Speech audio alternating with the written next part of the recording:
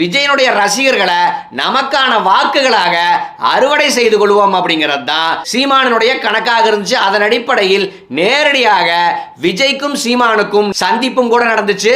ஆனா விஜய்க்கு சீமானுடைய அணுகுமுறை சுத்தமா பிடிக்காம இந்த பையன் இனிமேல் இந்த பக்கம் வரக்கூடாது அப்படின்னு அடித்து விரட்டிய பிறகு அதனால் வரை விஜய் வீட்டு வாசலையே காத்து கொண்டிருந்த சீமான் ஒண்ணுமே நடக்காத மாதிரி விஜய நம்பியான அரசியலுக்கு வந்தேன், விஜய் கூட கூட்டணியான்னு நீங்க விஜய் கிட்ட தான் கேட்கணும், எங்கிட்ட எல்லாம் கேட்க கூடாது அப்படின்னு அப்படியே தன்னுடைய டோனை மாத்தினார். இந்த டோனுக்கான காரணம் என்பது விஜயோடு கூட்டணி என்பதற்கான சாத்தியமே கிடையாது அப்படிங்கிற அந்த புள்ளியில் தான் இந்த டோன் வந்திருக்கு. ஆனா இதே சீமானுங்க 2013-14 காலகட்டத்தில் கத்தி பட விவகாரம் வருது. அந்த கத்தி படத்தினுடைய ப்ரொடியூசராக லைக்காங்கிற நிறுவனம் வருது. அந்த லைக்கா ஈழத்தமிழர்களுக்கு எதிரானது அப்படிங்கிற புள்ளியில் இங்கே பல சர்ச்சைகள் நடந்துச்சு. அப்போதுங்க சீமானுடைய நிலைப்பாடு என்னவாக இருந்துச்சுன்னா, நான் தம்பி விஜயை பகைச்சிக்க மாட்டேன், ஏன்னா தம்பி விஜய் பின்னாடி லட்சக்கணக்கான இளைஞர்கள் இருக்காங்க, அது அப்படி இருக்கும்போது நான் எதற்காக விஜயை பகைச்சுக்கணும், நான் எதற்காக விஜயோடு முரண்படணும் அப்படிங்கிற அப்படியான ஸ்டாண்ட் தான் சீமானிடம் இருந்துச்சு. அப்படின்னா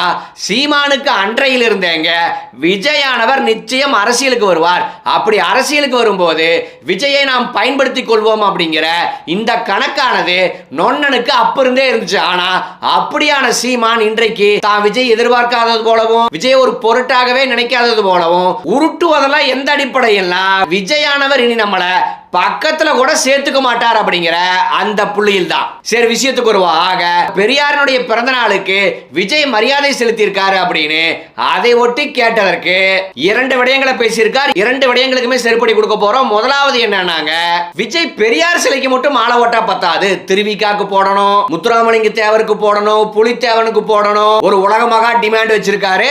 ஐயா பெரியாருக்கு மாலை இட்டீங்களா, வரவேற்கணும். அதை போலவே எங்க தாத்தா திருவி கல்யாண சுந்தரத்துக்கு நீங்க மாலை இடணும், மதிப்பளிக்கணும்.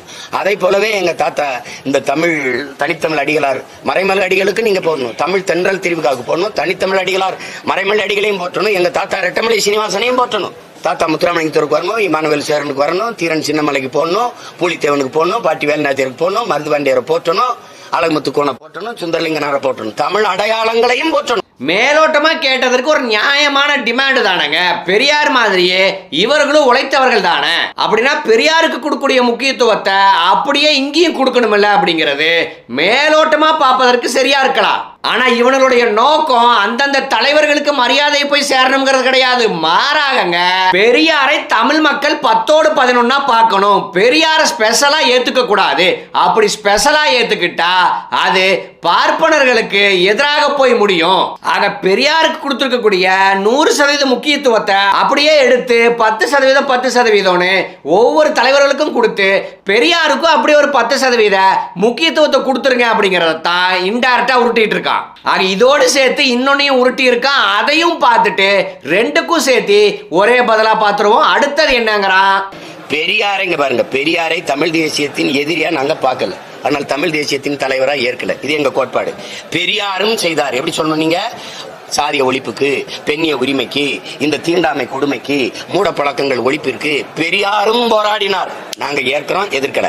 பெரியார் தான் போராடினார், அதை ஏற்கல, எதிர்க்கிறோம். உங்களுக்கு புரியுதுன்னு நினைக்கிறேன். அப்ப எங்க பாட்டு பாட்டுல பல்லாங்குழி ஆடிட்டு கோழி குண்டு அடிச்சிட்டு இருந்தாங்களா? அப்போ பெரியாரும் செய்தார்னு தான் பேசணுமா, பெரியார் மட்டும் செய்தார்னு பேசக்கூடாதா? நீ வேண்டாம் மயிர் எங்களுக்கு வந்து கிளாஸ் எடுக்க, யாரை எப்படி ஏற்கணும்னு சொல்றக்கு நீ யாரா வெண்ண? 2009 வரைக்குமே சுடுகாட்டுல படுத்து கிடந்த பையன் அதுக்கப்புறம் ஈழத்தை மையப்படுத்தி சில ஜிகனா வேலைகளை காமிச்சா ஈழத்தமிழர்களிடமிருந்து கோடி கோடியா பணத்தை சுருட்டலாம். அதே மாதிரி தமிழ்நாட்டில் பெரியாருக்கு எதிராக திராவிட இயக்கத்துக்கு எதிராக பேசினா பாப்பானு கிட்ட வாங்கி குடிக்கலான்ட்டு வைத்த கழுவக்கூடிய எச்ச பையனியே இவன் வந்து ஆர்டர் போடுவாரா யாரை எப்படி பார்க்கணும்னு. இவனுடைய இந்த மொக்கவாதத்தை அம்பலப்படுத்தி இதனால் வரை பல வீடியோக்களை சொல்லிட்டாங்க. அப்படியே ஈழ அரசியலுக்கு வருவோம். ஈழ அரசியல்ல எதுக்காக பிரபாகரன் அவர்களை மட்டும் தேசிய தலைவர்னு கொண்டாடுறோம்? எதுக்காக பிரபாகரன் அவர்கள் மட்டுமே ஈழ விடுதலையுடைய அடையாளமாக இருக்கார்? பிரபாகரன் மட்டும் ஈழ விடுதலை போராளியாக சித்தரிக்க கூடாது. பிரபாகரனும் போராடினார் அப்படின்னு தான் சொல்லணும். ஏங்க கிட்டு போராடலையா, தங்கதுரை போராடலையா, குட்டிமணி போராடலையா, ஜெகன் போராடலையா, திலீபன் போராடி உயிரை விடலையா? பிரிகேடியர் பால்ராஜ் அவர்கள் போராடலையா? பொட்டமான் அவர்கள் போராடலையா? கேப்டன் மில்லர் முதல் கரும்புலியாக தன்னுடைய இன்னுயிரையே கொடுக்கலையா? அதே மாதிரி ஆயிரக்கணக்கான விடுதலை புலிகள் தங்களுடைய உயிரை ஈகமாக கொடுத்திருக்கும் போது இவனுக்கு என்னமோ பிரபாகரன் போராடினார், பிரபாகரன் தலைவர் அப்படின்னு இப்படியே உருட்டிட்டு இருக்கானுங்க அப்படின்னு இப்படி ஒரு வாதத்தை வைத்தா அது மொக்கவாதமா இருக்காதா? அப்படின்னா பிரபாகரன் மட்டும் போராடலடா மயிறு, எல்லாரும் போராடினாங்களா? அப்புறம் என்ன மசத்துக்கு பிரபாகரனுக்கு மட்டும் பிறந்தநாள் விழா, தங்கதுரைக்கு பிறந்தநாள் விழா கொண்டாடுங்க, சூசைக்கு பிறந்தநாள் விழா கொண்டாடுங்க, குட்டிமணிக்கு பிறந்தநாள் விழா கொண்டாடுங்க, பொட்டமானுக்கு கொண்டாடுங்க, பொன்னமானுக்கு கொண்டாடுங்க.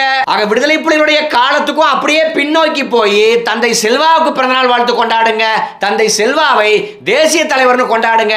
அதை எதையுமே செய்யாம எதுக்காக பிரபாகரனை மட்டும் முன்னிலைப்படுத்துறீங்க?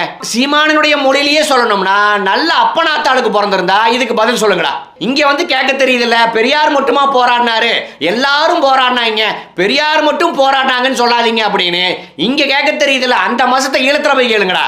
ஆக உதாரணத்துக்கு இப்படி கேட்கறதுனால நான் ஏதோ ஈழத்துக்கு எதிரானவன் புலிகளுக்கு எதிரானவன் நினைச்சிட வேண்டாம். ஈழ அரசியலை தேசிய தலைவர் பிரபாகரன் அவர்களை கேடயமாக பயன்படுத்தி கொண்டு தமிழ்நாட்டில் எச்ச வேலை செய்யக்கூடிய சீமானுக்கு புரியணும் அப்படிங்கறதுக்காக இந்த ஒப்பீடு, அவ்வளவுதான். சரி, இந்த கேள்விக்கு நானே பதில் சொல்லிடுறேன். நீங்க பிரபாகரன் அவர்கள் தான் அந்த இயக்கத்துக்கு தலைமையேற்று சிங்களத்துக்கு எதிரான ஒரு மிகப்பெரிய படையை கட்டமைத்து மிகப்பெரிய விருட்சமாக இயக்கத்தையும் அந்த மக்களுக்கான தேசிய விடுதலை உணர்வையும் வளர்க்கிறார்.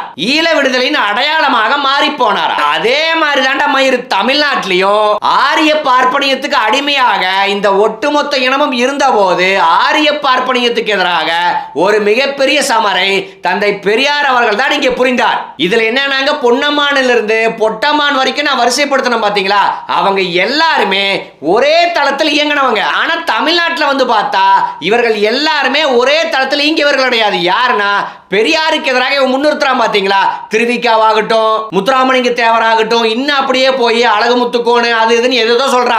இவங்க யாருமே பெரியார் கிட்டே வர முடியாது. ஏன்னா பெரியாருடைய ட்ராக் வேற, அவர்களுடைய ட்ராக் வேற. அதே போல அயோத்திதாச பண்டிதர் ஆகட்டும், இரட்டைமலை சீனிவாசன் ஆகட்டும், இவர்களோடு ஒப்பிட்டாலும் பெரியாருடைய ட்ராக் வேற. சரி,